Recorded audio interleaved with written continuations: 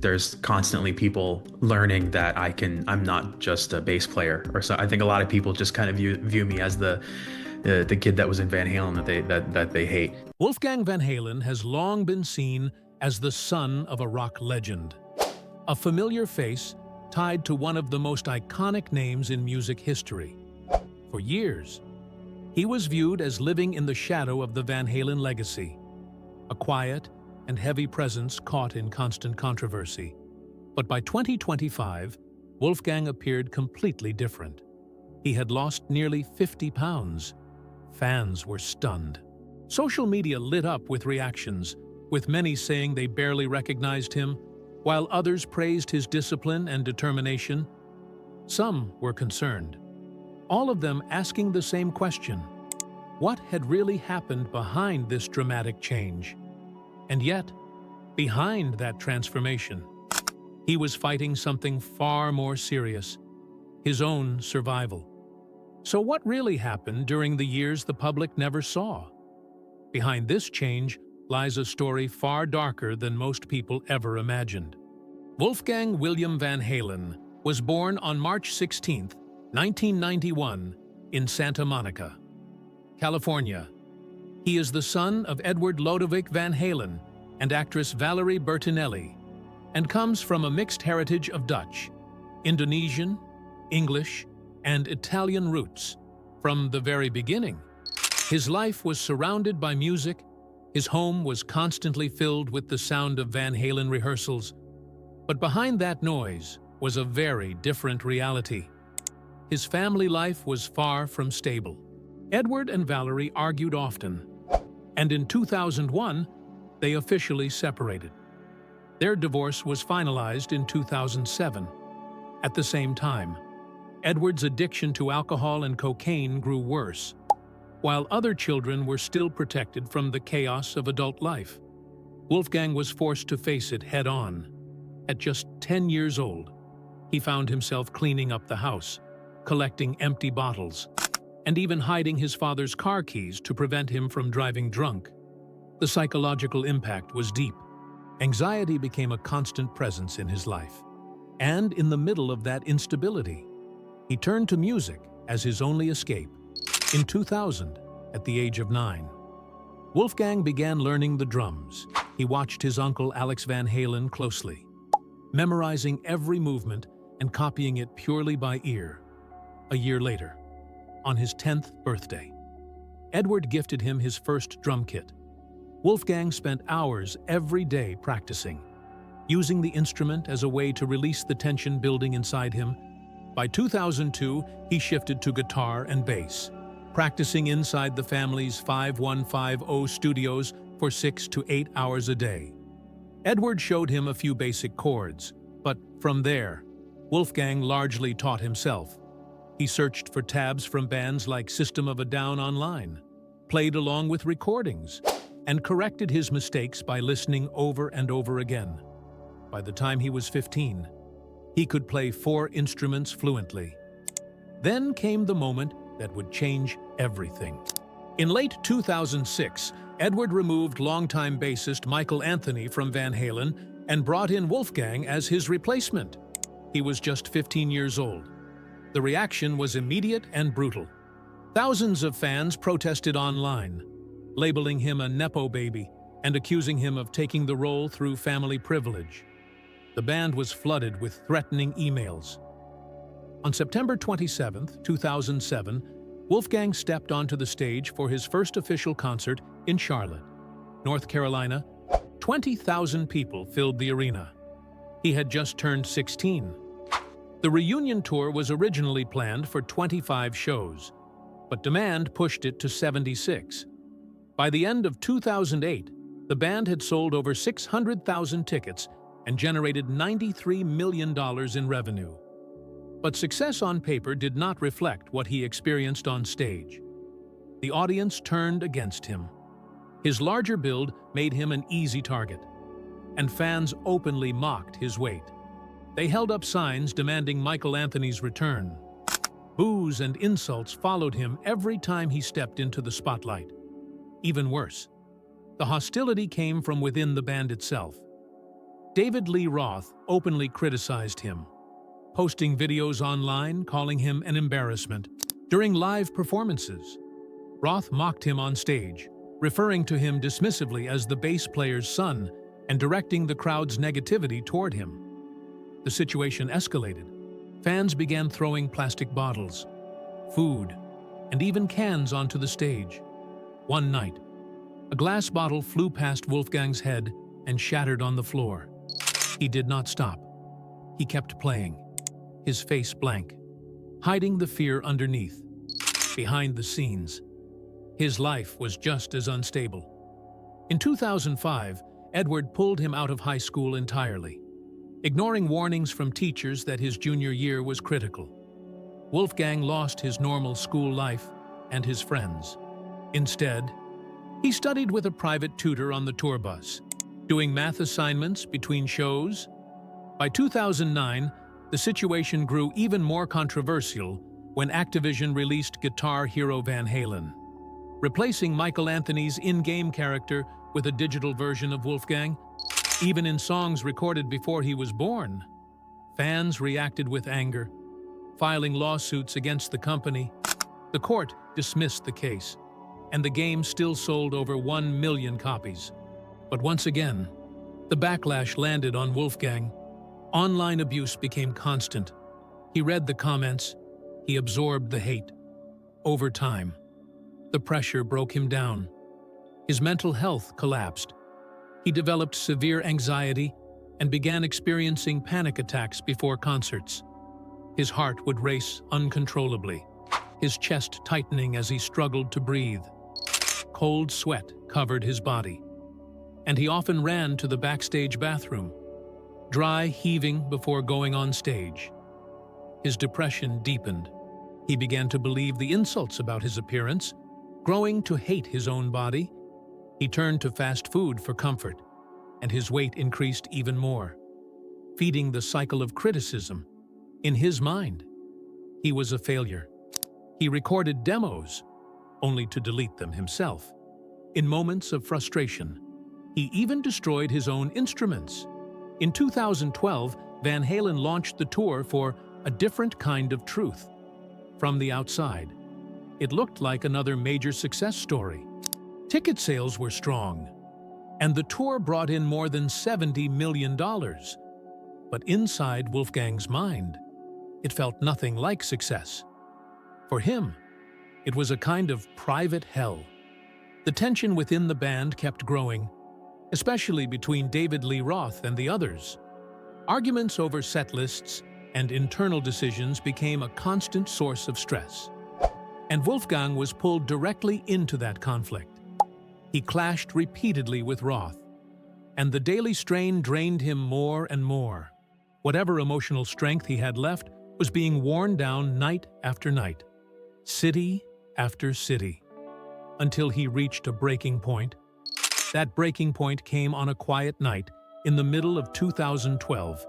The band had just finished another exhausting performance, and Wolfgang returned alone to his hotel room. He shut the door behind him, turned off the lights, and sat hunched on the bed in the dark. Even in the silence, the sound of the crowd still lived in his head. The booze, the noise, the pressure, all of it kept echoing inside him with brutal clarity. In that moment, he felt completely trapped.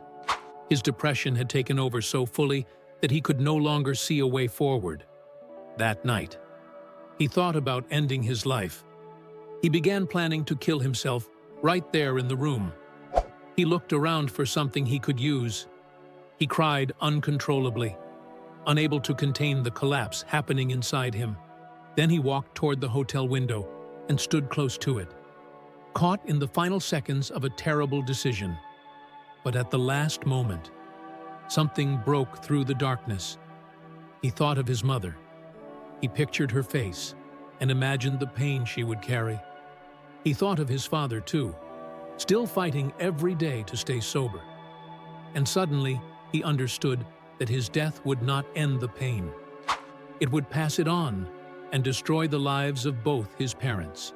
He stepped back from the window, sank to the floor, and survived that night.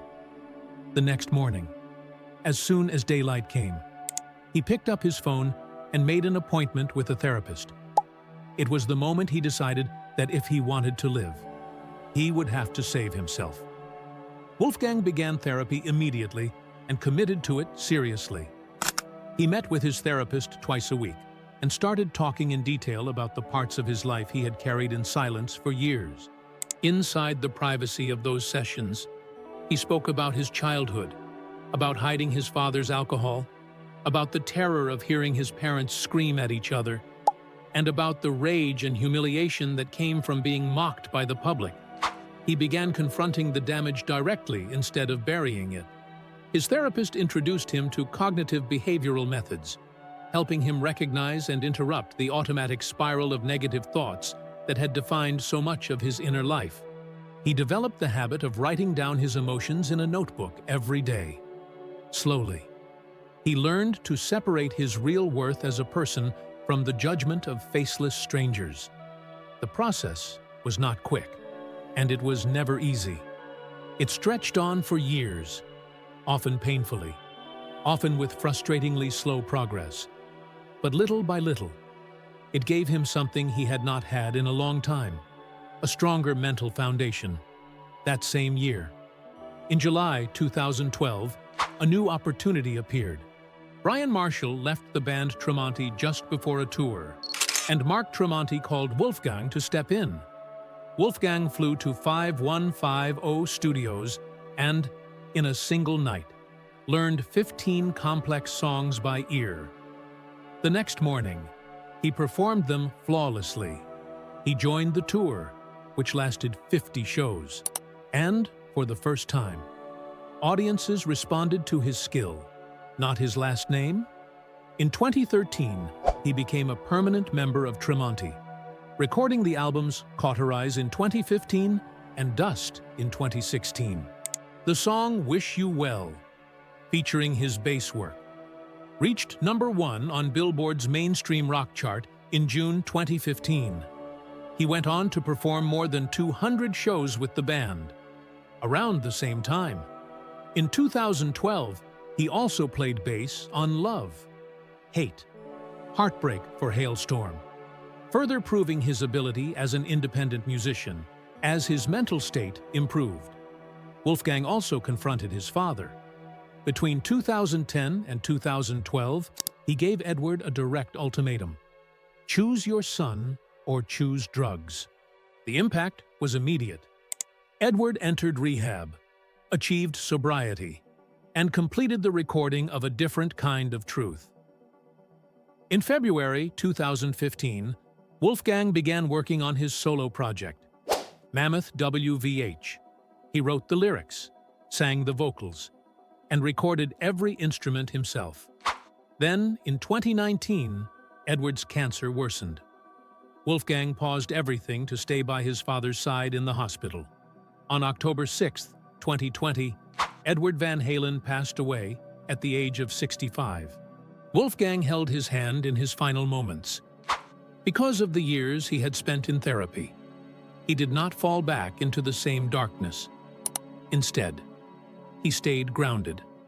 On November 16, 2020, he released the song Distance within weeks. It reached 10 million streams and climbed to #1 on Billboard's mainstream rock chart. He donated all proceeds to Mr. Holland's Opus Foundation. Soon after, promoters offered him $100 million to lead a tribute tour. He refused immediately. In December 2020, during an appearance on The Howard Stern Show, he made his stance clear: without Eddie, there is no Van Halen. And with that, Wolfgang closed the past and began moving forward on his own terms. On June 11, 2021, Wolfgang released his debut album, Mammoth WVH. It marked a turning point, the moment he fully stepped into his own identity as an artist. A year later, in 2022, his song Distance earned a Grammy nomination for Best Rock Song, a powerful signal that his work was being recognized on its own merit. He followed that momentum with the Young Guns Tour, a 40-day run across the United States and Canada alongside the band Dirty Honey. For the first time, audiences were showing up not out of curiosity about his last name, but because they genuinely connected with his music. On August 4th, 2023, he released his second album, Mammoth 2. The record reached #1 on the rock album chart in the United Kingdom, while its pink cassette edition sold 50,000 copies. That same year, Wolfgang stepped into a completely different spotlight when he played guitar on I'm Just Ken for the Barbie film. The song quickly passed 500 million streams worldwide, and in 2024, he performed it live on stage at the Academy Awards. At the same time, he completed a 50-day tour with Miles Kennedy that generated around $20 million. He opened for Metallica, sharing the stage with one of the most influential bands in rock history, and performed alongside Mötley Crüe and Def Leppard in major stadium shows across the United Kingdom. By now, his presence in the industry was undeniable. Away from the stage, his personal life was finally beginning to stabilize. On October 15, 2023, Wolfgang married Andrea Alsop. Their relationship gave him something he had long been searching for: a sense of balance and peace. It also gave him a new kind of motivation. He made a conscious decision not to repeat the physical decline that had defined his father's later years. He wanted a different future, and that meant changing his body and his habits. At the start of 2024, Wolfgang committed to a strict and disciplined transformation. He eliminated processed foods entirely and stopped relying on fast food during tours. Instead, he prepared his own meals, carefully controlling his nutrition. His daily diet focused on boiled chicken breast, lean beef, and green vegetables. He made sure to drink 3 liters of water every day. Each morning began with 45 minutes on the treadmill, 4 times a week. He trained with a coach, working through heavy lifts like chest presses, back pulls, and squats. He also added 15 minutes of daily meditation to maintain mental balance. The routine never broke. Day after day, he pushed through physical exhaustion without giving up. After more than a year of consistency, he had lost 50 pounds, dropping from 240 to around 190. The excess weight disappeared. Muscle definition became clear, and the change transformed his performance. On stage, he moved faster, with more control, and his breathing became strong enough to support demanding vocal lines. In January 2025, he simplified the name of his project to Mammoth, signaling another step forward in defining his identity. He worked closely with producer Michael Basquet at 5150 Studios, refining his sound. In May 2025, he released the single The End, with a music video directed by Robert Rodriguez and Greg Nicotero. Within weeks, the video surpassed 5 million views on YouTube. Then, on July 9, 2025, he released The Spell, a track that climbed to the top of the rock chart in the Czech Republic, while its video attracted more than 6 million views. On October 24, 2025, Wolfgang released his third studio album, The End. The album featured 10 tracks, with a total runtime of 39 minutes, and reached #3 on the hard rock chart in the United States. A limited signed vinyl edition sold out quickly. Reflecting a growing and loyal fan base, in November 2025, he brought that momentum to the stage with a series of shows in Las Vegas. Fans were stunned by his transformation. His face looked sharper, his features more defined. He wore fitted stage outfits that highlighted his new physique. He moved across the stage with speed and confidence, playing harder and singing with greater power. The hesitation that once defined him was gone.